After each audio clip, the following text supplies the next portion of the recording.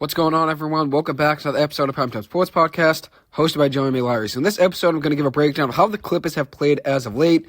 I'll talk about the Celtics as well, and some news across the NBA, including some complaints about referees over the past month or two. A lot of coaches and players have been upset with referees, so I'm going to give my thoughts on that as well. We'll start off with the Clippers, who had an absolute meltdown of a game last Wednesday night, a week ago from today, against the Los Angeles Lakers. An absolute meltdown in the fourth quarter.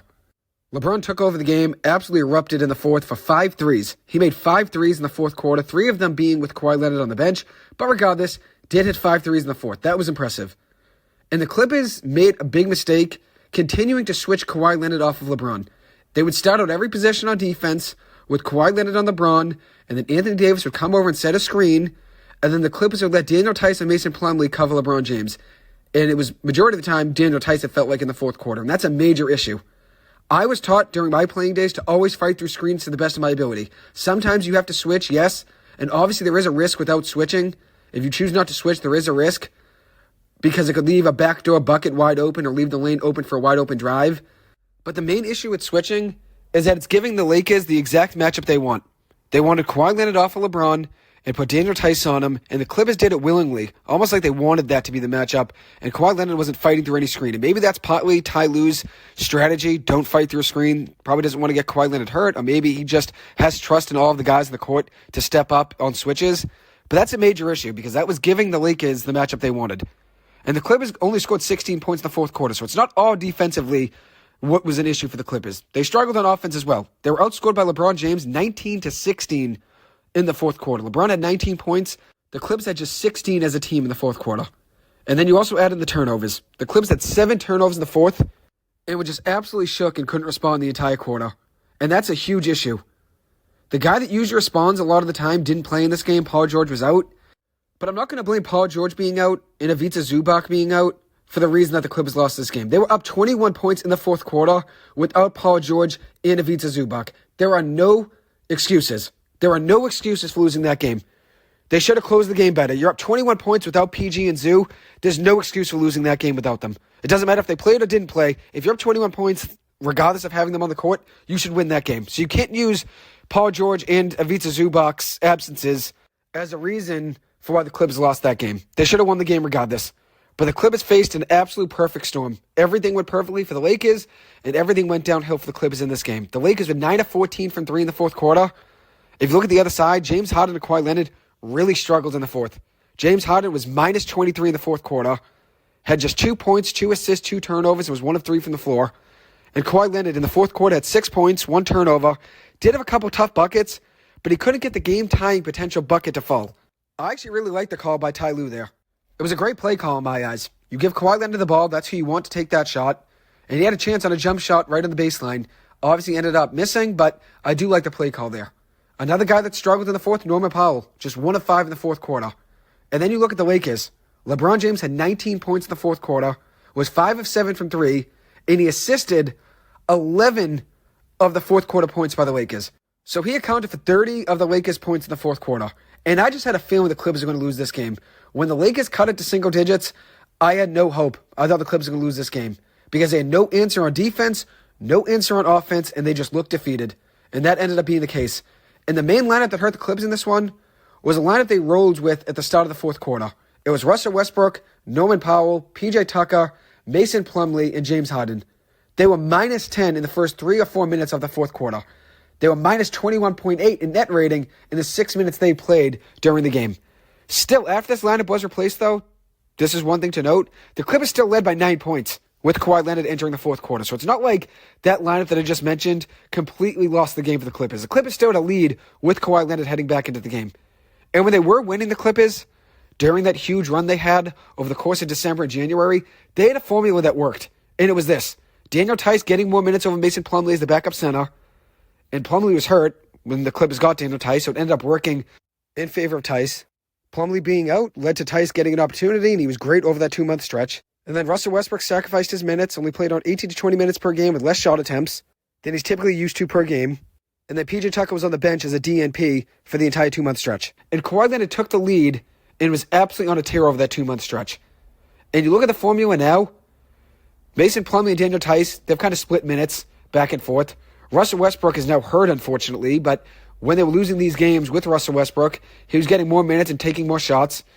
And then another thing is PJ Tucker is back in the lineup, which now he hasn't played in the last couple games, but he was back in the lineup after the All-Star break, which I like giving him a chance, but it seems like they're better off not playing him. And I do like PJ a lot. I really do. I think he's a good player. I thought he brought a lot of defense to the lineup and brought a lot of hustle to that Clippers lineup, but he doesn't really give anything on the offensive end. And even when he has an opportunity to shoot when he's open in the corner, he chooses not to. So the opposing defense doesn't have to account for him on the offensive end, and they can sag off of him and add another defender to Kawhi Leonard or James Harden, and that's a big problem for the Clippers on offense. And even in that Lakers game, he had a chance at an open three, but he passed it up. And that's a lose-lose situation for PJ, because if he passed the ball, fans are going to be upset. If he shot it and missed, they're going to be upset too. And I think he has to have more confidence in his shot and take that shot, but at the end of the day, he chose not to. And then the last component I want to mention for the Clippers of what worked in their formula over a 2-month stretch, Kawhi Leonard took the lead of that team. And he was on an absolute tear and just took games over. And we haven't really seen that now over the past couple weeks consistently. And the Clippers need that from Kawhi. They need him to get back to that level. Anyways, in this game against the Lakers, it was just a perfect storm for the Clippers. As the past month has been, honestly, for the Clippers overall. Since being the number one seed for a day, the Clippers are 5-6, and they lost their first season series against the Lakers since the 2011-2012 season. They were dominant against the Lakers for years, but this year, the Clippers lost 3 or 4 regular season games. This was the first time, actually, this loss to the Lakers was the first time that the Clippers actually lost 2 games in a row since November, which is very impressive. But the Clippers have not looked good and have not played good basketball since their win over the Celtics at the end of January. And there's a lot that's to be concerned about for the Clippers. Russell Westbrook getting hurt, Paul George dealing with some knee soreness and a groin injury, Kawhi Leonard not looking the exact same, James Harden struggling from the floor despite having a good game last game on Monday night against the Milwaukee Bucks. James Harden hasn't looked great on offense. There are a lot of things to be concerned about for the Clippers right now. But my main worry from that Lakers game is that Kawhi Leonard and James Harden couldn't stop the bleeding in the fourth. They let LeBron James have the largest fourth quarter comeback of his career, 21-point comeback in the fourth quarter. And the Clippers heading into that game were 235-0, 235 wins and 0 losses in franchise history when leading by 19 or more points at the start of the fourth quarter. And lo and behold, that was their first loss when leading by 19 or more at the start of the fourth quarter. Usually it's Kawhi Leonard or Paul George or even Norman Powell that stops the bleeding, hits a big shot to get the Clippers some momentum. But in that game, Kawhi Leonard did have a few tough buckets, but he had no answer defensively for LeBron. He needs to be the one to take command on offense and defense. He cannot just switch every time the Lakers wanted to set a screen on him. When he's covering LeBron and the Lakers set a screen, he just let it happen. He needs to fight through it. Because that's the matchup that the Lakers wanted. And even though it's not the main reason the Clippers lost this game, they really struggled on offense, but obviously defensively as well. Giving up all of those shots to LeBron was a major problem for the Clippers. And after that Lakers game, in James Harden's last 3 games, including that Lakers game and the 2 previous games before that, he was 5 for 23 from 3, shooting just 22% from 3, which is a worry. But he did look better on Monday night, like I said, against Milwaukee. So now the Clippers sit in 4th place in the West. And here are my thoughts on where they currently stand. Obviously, it was a devastating loss to the Lakers, but it's only 1 game in the standings. However, the Clippers haven't played well now for over a month, and even in the games they won over that stretch, the Clippers showed a lot of issues and a lot of holes. There are still 20 games or so left in the season. Even though time is ticking for them to get back on track, there is time to figure things out.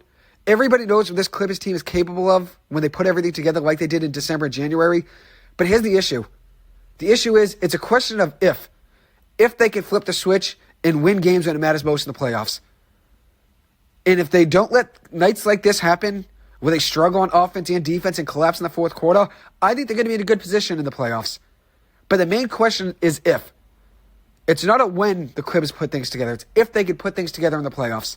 And I don't usually overreact to one game, whether it's a win or loss. The NBA season is just like a game of basketball. It's a game of runs. It's a season of runs with good stretches and bad stretches. Just like a regular basketball game, the 7-0 runs one way in favor of you, and then the 7-0 runs against you.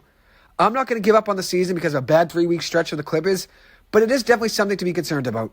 I still believe they can put things together. There's too much talent on this team to not figure things out, but there's a major issue when these losses just happen so normally and just so often, to the point that losing an 8-point lead in the fourth quarter against Milwaukee on Monday night just felt like it was going to happen. I knew there wasn't enough of a lead there for the Clippers heading into the fourth quarter on Monday night. And I'm going to get to that game in just a minute. But I want to talk about the 2 wins for the Clippers that came after that Lakers loss. They responded with 2 wins in a row. One against Washington, a team they should beat, and the other being a huge win on the road on Sunday against the Minnesota Timberwolves. And they won that game 89-88, a very close game, but the Clippers finally found a way to beat Minnesota this year. They're now 1-2 on the season series against the Minnesota Timberwolves. And the main reason they won this game is because of the offensive contribution from Kawhi Leonard, Paul George, and Norman Powell in the fourth quarter. They scored all 22 points for the Clippers in the fourth, including an unreal windmill slam from Norman Powell, which took a lot of guts to do considering the situation the Clippers were in. It was a very close game, a 2-point game with 3 minutes to go. And if Norman Powell misses that windmill dunk, it would have been devastating. That would have been a momentum turner there if he missed it. But obviously it's a big momentum shifter when he makes it as well, though. It brings a lot of energy to the lineup and gets everybody going. It was great to see Paul George back in the lineup. Over his last 16 games, heading into this past game against the Milwaukee Bucks, he was averaging just 17.4 points per game, 41% shooting from the floor, and 30% from three. He has been battling a groin injury like I've noted, and I truly believe Paul George will be fine. I have confidence in him to return to the Paul George we saw in December and January. But the main thing is you need to see Paul George healthy. And on Sunday, you see what he means to this lineup when he is the Paul George we know. It was a major reason they won that game. Another big factor in that game was Daniel Tice, who grabbed 13 rebounds against Minnesota, against a very big and strong Minnesota lineup that essentially holds two centers in their starting lineup with Karl-Anthony Towns and Rudy Gobert. And Daniel Tice was very good on the glass, 13 rebounds. It wasn't his best defensive game, but he did enough on the glass to earn more minutes than Zoo in that game, and Zoo was coming back from an illness. But Tice was a big factor in that game. So besides Daniel Tice and obviously Paul George having a big fourth quarter and Kawhi Leonard and Norman Powell, you may ask, how did the Clippers win this game? Well, they were down 9-0 to start the game. They were down 19-5 right away as well in the first quarter. But after a bad first quarter and trailing 30-18 heading into the second, they responded with a 31-16 second quarter, thanks to Kawhi Leonard, who had 10 points in the second, off of 5 of 7 shooting in the second quarter. Neither team shot well in this game, though. In the second half, the Clippers were 3 of 16 from 3. The Timberwolves are just 2 of 16 from 3. But what it came down to were key turnovers. The Clippers only had 1 turnover in the fourth, and that was a major reason they found a way to win this game. And with Russell Westbrook missing this game, unfortunately, with a fractured hand, he's probably going to be out into the playoffs. This left a spot for Bones Hyland to return to the rotation. And he didn't do much on offense in this game. So heading into Monday night against Milwaukee, dating back to December 23rd, Bones Hyland only played in 7 games. And over that stretch, heading into Monday night, he was shooting just 4 of 30 from the floor and 0 of 15 from 3. And one thing I can say is this. I know Bones Hyland is going to get going again because he's been waiting for this opportunity, and it's really hard to get in a groove when you're getting so many staggered minutes and very limited minutes in garbage time. He's going to find his groove again. He really does deserve a chance, and I truly believe Bones Hyland can be a contributing factor to this Clippers team. I know he's going to get going again, and we saw that actually on Monday night in a game where he had 5 points against the Bucks. Not a lot of points, but it did show he could still score the ball, can give you a bucket driving down the lane, or hit a 3. And here's actually a clip of Bones Hyland talking after Russell Westbrook went down with an injury. Bones, I remember last year you talked a lot about how much of a leader Russ was for you and about how that connection was. What have the conversations been like between you two since you've been behind him in the rotation, but I know he talks to you a lot? Mm-hmm. Yeah, man, first of all, it sucks to, injury for anybody. Nobody wants injuries. Nobody wants to, be able to sit out and stuff like that. But Russ has been a great leader to me, man. Like, since I came here, even before I got here, he always been that, that guy I could go talk to. I just stopped him in the tunnel. What's up, Russ? We just busted up real quick. But, just in this whole process, he told me to stay down, stay hungry, stay in the gym, just keep being myself, and it'll come back around full circle. So there was a clip from Joey Lynn, a Sports Illustrated beat writer for the Clippers. And in that clip, you have Bones Hyland talk about what Russell Westbrook means to him. And obviously, you can tell what Russell Westbrook means to this team. So obviously, Russell Westbrook not being on the floor now for the Clippers for the next month or two is a major loss. But I'm hoping he's back for the playoffs. One thing you do miss, though, is his intensity off the bench. And you're getting every single thing Russell Westbrook has in him. Every single game, no matter the score, no matter the situation, Russell Westbrook will always give you everything he's got. So that's obviously a major loss for the Clippers, but I'm hoping he's back for the playoffs. They need him. And one last thing I want to mention before switching topics from the Clippers to the Celtics was the Monday night loss to the Clippers. Yet again, another fourth quarter collapse for the Clippers, 2 of them in the matter of 1 week. And this loss was arguably worse than that loss to the Lakers because Chris Middleton and Giannis Antetokounmpo didn't even play in this game. The Clippers blew a 17-point lead in the last 16 minutes or so of the game, with Giannis and Middleton not even playing. The Clippers are outscored 40-25 in the fourth quarter, and another major issue, Kawhi Leonard disappeared again. In the fourth quarter, just 1 point, 0 of 4 from the floor, 0 of 3 from 3. They need him to be attacking the basket to stop the bleeding in these situations. James Harden and Paul George, two guys that have been struggling on offense, did show up in this game against Milwaukee. They were both 3 of 5 from the floor in the fourth quarter, with 10 and 11 points respectively. That's obviously a good thing to see. But the Clippers overall went ice cold shooting the ball, just 35% in the fourth quarter, and the Bucks shot 62% from the floor in the fourth quarter, with Bobby Portis being 5 of 7 from the floor and 2 of 2 from 3. He had 14 points and 7 rebounds in the fourth, and then Damian Lillard in the fourth was 3 of 5 with 10 points. And even though Milwaukee's starting to figure things out, and they're starting to get going, they're 6-0 after the All-Star break, best record in the NBA. They're also 8-2 over the last 10 games. And like I said before, there's too much talent in this team to not figure things out.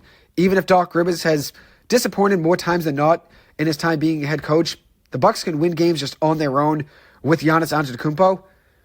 I did figure they were going to figure things out at some point, but it's still a brutal loss for the Clippers. It really is. And the Bucks are playing more confidently. And I want to mention a quote from Damian Lillard after a big win over the Timberwolves just after the All-Star break. It was on February 23rd. And in the clip after that win, Damian Lillard mentioned the fact that they knew there'd be growing pains with the new head coach. He said they knew it would be an adjustment with the new head coach, figuring things out on the offensive side of the ball and the defensive side of the ball. And he said that he knows that a lot of the time you can run into good teams that are just clicking at the right time or have things figured out. But at the same time, even with all of the noise around them, the Bucks knew that the tides would turn and they felt like things were starting to be figured out. And Lillard made a good point. He said no matter what people are saying on the outside, there's always going to be scrutiny, and it just comes with the territory of playing the game. But it's really just about them being locked in. And I really like that quote from Damian Lillard. I wish I had it to play. I had just notes of it written down, unfortunately, so I won't be able to play it. But I did like that quote from Damian Lillard. And that was before they even beat the Clippers. So this was a couple weeks ago now. And now the Bucks have really figured things out. Like I said, 8-2 over the last 10 games and 6-0 after the All-Star break. So that's obviously good for the Bucks. They're starting to figure things out. And one thing I want to mention before I transition is that Bones Hyland only played 11 minutes in this game on Monday night. He had 5 points, but I'm really disappointed that he only played just 11 minutes on the second night of a back-to-back. It means Ty Lue probably doesn't have a lot of faith in him, but I know I do. And the last thing I want to talk about are the new uniforms for the Clippers. I do like the new logo. I think it's different, but I do think it's clean. I do like the current logo, even though I know a lot of fans weren't a big fan of it. I did like the current logo for the Clippers. I'm hoping they can keep some of these uniforms at least as throwbacks next year, especially the navy blue City Edition jerseys for the season that they created. I like those a lot. And I also really like the Clippers black Statement Edition jerseys from a few years ago. I'm hoping they can keep these as alternate jerseys for next year. We will see. I'm not really sure if that's going to be the case. But I do think the new logo is nice. I do think it's clean. It does relate more to the Clipper name. Since the Clipper is a ship, it does make more sense that their logo has something to do with the ship. And with the new arena coming next season, the Intuit Dome, it's smart to rebrand, create a new logo, and 3 different uniform combinations. So it's right timing for the Clippers. I'm excited to see what they do in the new arena, but obviously they do have things to figure out this season and have a chance to go out and win the NBA Finals, which would be really special.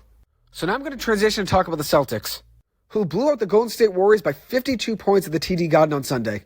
And the Celtics usually struggle against Golden State, but that was not the case on Sunday. They won that game 140-88. A 52-point win is the third largest victory in franchise history for the Celtics, and they are now the first team in NBA history with 3 wins in a single season by 50 or more points. So it's obvious that this Celtics team is special. But what went into this 52-point win, you might ask? Well, it was a very interesting move at the start by Golden State to leave Jaylen Brown open and sag off him to let him shoot. And Jaylen Brown took full advantage of it. 5 of 9 from 3 in the first quarter, 6 of 12 from the floor, 19 points, 3 rebounds, and an assist. He was absolutely locked in, and he took it offensively. And I honestly would too if I were Jaylen Brown. He took it offensively and took absolute advantage of the Warriors letting him shoot. And after the first quarter, the Celtics were leading 44-22. And then, by halftime, the Celtics were leading 82-38. With Jaylen Brown having 25 points at halftime, and Jason Tatum having 22, and Derek White having 11. Steph Curry was 0 of 9 from 3 in this game, 2 of 13 from the floor, with just 4 points. Draymond Green, 6 points in the first half. Klay Thompson was 2 of 4 from the floor, 6 points in the first half as well. The Celtics ended the first half on a 61-17 run. 61-17 run. They led the first half 82-38 in scoring. And as I said, Steph Curry was 0 of 9 from 3. And the Celtics shot 15 of 24 from three-point range in the first half, while the Warriors were just 3 of 18 in the first half from three-point range. So that was a big difference maker in the game. That was basically it right there. That was basically the game. The Warriors were not coming back from that. So here's a clip of Steve Kerr giving his thoughts on the Warriors' decision to sag off of Jaylen Brown. You try different things. You have to pick your matchups. We wanted Draymond to be able to help on drives and make sure that we weren't giving up easy stuff in the paint. The killer was the transition from the beginning all the way till the end. They got 42 transition points, so you're not winning a game, with that kind of defensive or lack of defensive awareness. He mentions defensive awareness in there, but a big issue is you left Jaylen Brown wide open, and once he hit a couple threes in a row, the Warriors didn't make any adjustments. And here's Draymond Green giving his thoughts on the Warriors' decision to leave Jaylen Brown open. I don't think we really played a full defensive strategy to kind of dive into that. We didn't implement. We implemented our strategy like 15 minutes before we left the locker room. So I don't necessarily think we put together a full defensive strategy to debate on what they're doing with their offense and how to stop it. Was that a different approach than you kind of used in the past against them, or even in that first game in San Francisco? Well, I was at home that game, so I can't tell you much about that game plan. But yeah, it didn't work. Oh well, we move on. So I thought it was fun to try. And that clip came from Anthony Slater. I do apologize for it being noisy in the locker room there, but that clip did come from Anthony Slater, a reporter that covers the Warriors for The Athletic. But in that clip, Draymond Green mentions the fact that the Warriors didn't have that game plan ready to go until 15 minutes before they left the locker room. 15 minutes before they left the locker room is when they decided, we'll sag off of Jaylen Brown and let him shoot, and obviously it didn't work out for them. And here's Joe Mazzulla's thoughts on that decision by the Warriors. Most teams do, probably than any other team has before. When you look at Jalen, are you telling them, just keep shooting it, and if they're going to do that, just keep firing away? We were really grateful for that. As we talked about, teams are going to guard us in different ways, and we just got to stay open-minded to what gives us the best chance to win. And there's a game plan, but then when the game starts, the game will tell us what we need to do. And so I just kept saying thank you and kept empowering Jalen, and credit to his teammates for empowering him to just continue to play. So obviously the Celtics took advantage of that, and obviously Jaylen Brown took it offensively, and rightfully so. A major win there for the Celtics, who had 11 wins in a row after that game, with an average margin of victory of 22 points over that 11-game stretch. And this came before a major collapse last night against Cleveland. The Celtics did their best Clipper impression last night. They truly did Clipper this game away, blowing a 22-point fourth-quarter lead in the last 9 minutes or so, with a good amount of those points coming with Darius Garland on the bench. And Evan Mobley didn't play at all in the fourth quarter. He was hurt. And then also keep in mind, Donovan Mitchell and Max Strus didn't play in this game at all. And the Celtics still found a way to give up a 22-point lead last night in the fourth quarter. And this is a Cavs team that lost to the Knicks without Jalen Brunson, OG Anunoby, Julius Randle, and Mitchell Robinson. The Knicks beat the Cavs last week without Brunson, OG Anunoby, Randle, and Robinson. And then this same Cavs team, somehow last night, beats the Celtics without Donovan Mitchell and just 1 point from Darius Garland in the fourth quarter. It just proves that anybody can win any given night, and there are guys that will step up in big moments. Last night it was Dean Wade. Last night was a Dean Wade legacy game for the Cleveland Cavaliers. He outscored the Celtics on his own last night, 20-17 in the fourth quarter. 7-7 from the floor, 5-5 from three, 20 points, 6 rebounds, and an assist, all of those being in the fourth quarter. 7-7 from the floor, 5-5 from three, and 20 points with 6 rebounds in the fourth quarter. He turned into a prime Kyle Korver from three, just absolutely automatic, and he also had a big putback dunk that ended up being the game-winning bucket. So you may ask, how did this game happen? How did the Celtics blow this lead? Well, Tatum was 1 of 9 in the fourth quarter, just 2 points. After 22 points in the first half, Jason Tatum really cooled off and was 1 of 12 in the second half. And he was minus 20 for his plus-minus in the second half. That was the worst between either team in the second half plus-minus. The Celtics went 0 of 8 from 3 in the fourth quarter, while the Cavaliers were shooting 8 of 11 from 3 in the fourth. And the Celtics do live and die by the three, and cold nights are going to happen in the playoffs. So they need to find a way to adjust and try to work things around maybe a little bit more in the paint. And I understand their game plan is to just jack up threes all game and try to win games like that, but cold nights are going to happen, and you're probably going to face some teams that are good perimeter defensive teams. which makes me worry about the Celtics a little bit. Because if cold nights like this happen, that could be a major worry. With that being said, how many teams can beat this team 4 times in a 7-game series? When the Celtics are locked in, probably not many teams. I think Denver and I think the Clippers and the Cavaliers, honestly, with the full lineup, I think can give the Celtics a series. But there aren't many teams in the NBA right now that could beat the Celtics in a 7-game series. But last night is a tough loss for the Celtics. And now they have to face the Denver Nuggets on Thursday night at Denver. And this is a Denver team that also lost last night to Phoenix. They were very hot coming out of the break, Denver, but they did lose last night to the Phoenix Suns. But that game on Thursday is going to be a fun game to watch. With that being said, though, one last thing I want to mention about this Celtics game is that they did deserve to lose this game considering how poorly they played in the fourth quarter. But there were a couple things that were interesting decisions by the referees that made a difference maker in this game. One of them being this. Jason Tatum had the ball with 15 seconds left in the game. Celtics down 1. He probably should have shot the ball earlier than 1.5 seconds left to go, because if you miss the ball, you do have at least a chance to grab an offensive rebound or foul and try to get the ball back. But he ends up missing that shot, but there's a foul call on Darius Garland. It ends up being reviewed, ends up being taken back, and now it's a jump ball. If there was no whistle on that play, Kristaps Porzingis takes that ball off the rim, puts it back in, and the Celtics win that game. But because there's a whistle, it ends up being a no play basically the end of that play, and then it ends up being a jump ball. So the Celtics got screwed over basically on that call. And then they also win the jump. The Celtics win that jump ball with under a second left to go, but the clock immediately started after the ball was tipped, which Brian Scalabrine made a good point. The clock should only start after somebody gets possession. And the referees decided after that tip-off that would be the game, and the Celtics wouldn't be able to call a timeout with 0.7 seconds to go. So that ended up being a major difference maker in the game. But the Celtics ultimately didn't deserve to win this game. You can't really blame the referees for the reason they lost, considering they really struggled in clutch time in this game. And partly because of Jason Tatum struggling, did they struggle in clutch time? But also defensively, they couldn't really get much going. And couldn't stop Dean Wade. So that's obviously a major worry. But they've really struggled in clutch time over the last few seasons. And one guy I've pointed out a lot of the time for that is Jason Tatum. I feel like he fades away in a lot of big moments. And a lot of the time, the last few seasons, people would blame Marcus Smart for taking big shots.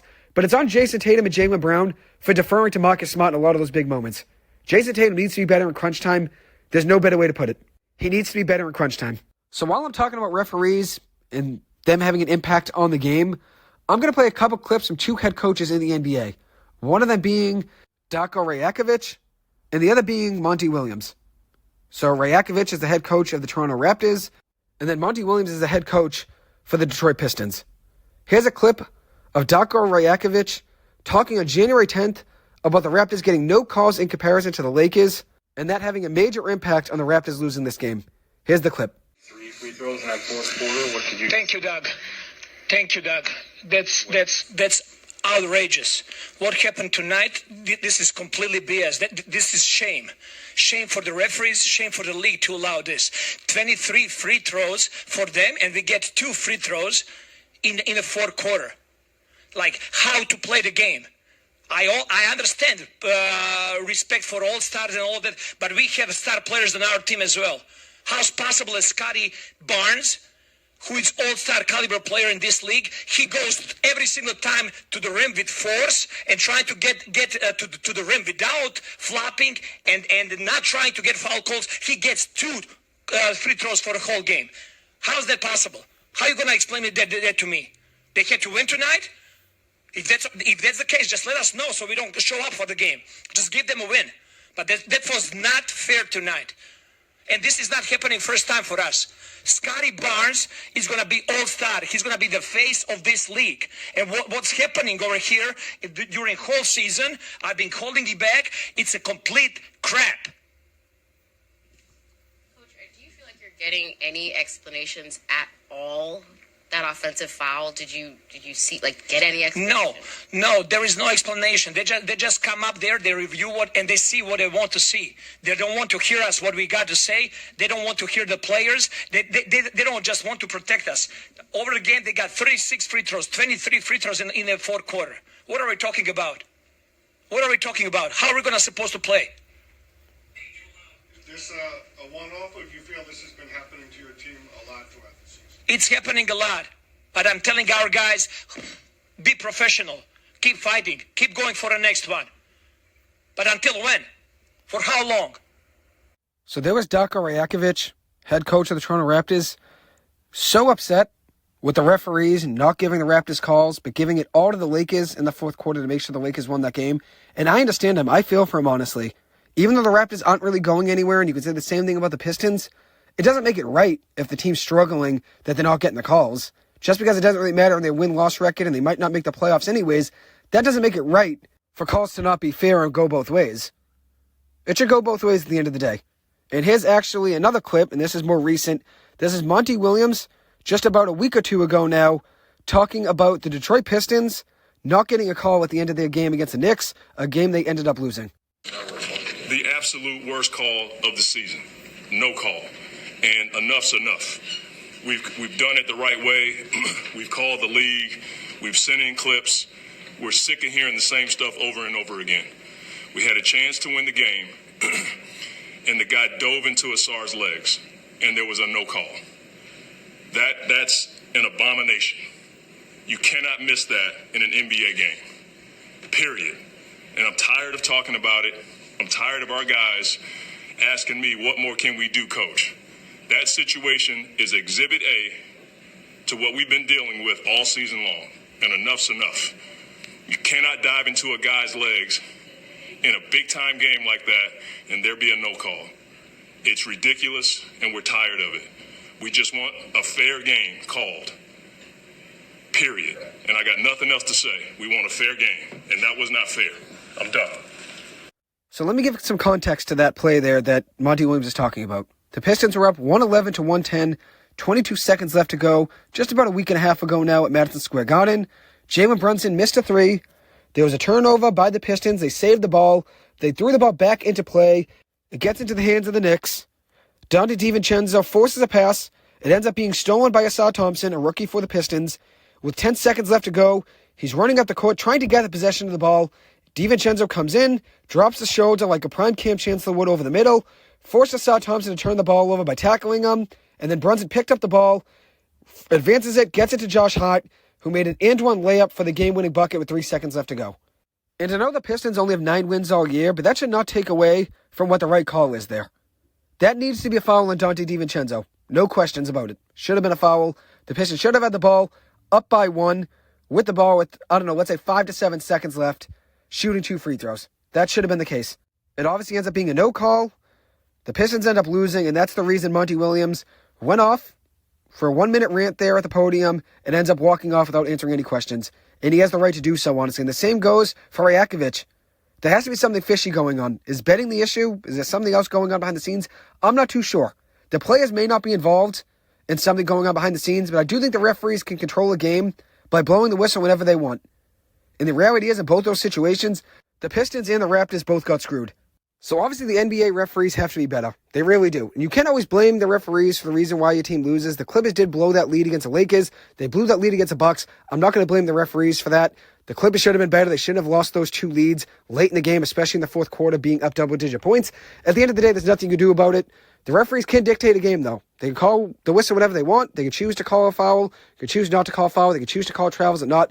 Referees can dictate a game. But you also need you guys to be playing better. There's no excuse for Kawhi Leonard not showing up in the fourth quarter for the second straight collapse of the Clippers over the last week. They need Kawhi Leonard to show up.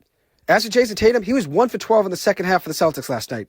They need him to show up in those moments. And Jason Tatum, honestly, for a guy that gets a lot of respect around the NBA, a lot of the time I feel like he comes up empty in those big moments. The Celtics have had expectations to win the NBA Finals. I know the Clippers have as well. I'm not making excuses for them. Both teams have had expectations to win by now. But I do feel like Tatum in a lot of those big moments comes up empty. Last year really struggled against Miami in that series. Really struggled against Golden State in the NBA Finals a few years ago. I just feel like if the Celtics don't win it this year, fans are going to start to turn on Jason Tatum. Because at the end of the day, the expectations around Jason Tatum and the Celtics are to win the NBA Finals. Over the last 3 or 4 years, it seems like the same thing with the Buffalo Bills. Every year is their year. Every year people predict them to win, and they've come up empty. And the Bills never made the Super Bowl. Obviously, the Celtics did make the NBA Finals a couple years ago, so they're a little bit different. But at the end of the day, Jason Tatum and the Celtics need to win this season. Because I think if the Celtics lose this year and Jason Tatum struggles again in the playoffs, I think people are going to start to turn on Jason Tatum. The fans are going to start to go against him this year, just like they did last year in the playoffs when Jaylen Brown struggled. But Jaylen Brown and Jason Tatum both struggled in the playoffs last year. No excuses, they both struggled. At the end of the day, you need you guys to step up in big moments. and the Celtics, they can find a way to win the NBA Finals this year, that would shut down a lot of narratives about the Celtics in crunch time. They struggle in clutch time, it seems like, every single year. And they really haven't had too many close games this year, especially over the last 3 weeks. Every game seems like they're just blowing teams out. But it seems like when they do have those games or they're close, they find ways to lose like we saw last night.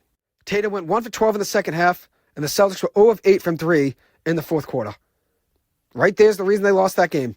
They shut down defensively and shut down offensively. Just completely gave the game away to Dean Wade and the Cavaliers. Anyways, that'll wrap up this episode. Thank you guys so much for taking the time to listen to this. As always, I appreciate it. I hope you guys have a good one, and I'll see you guys in the next episode. Thank you.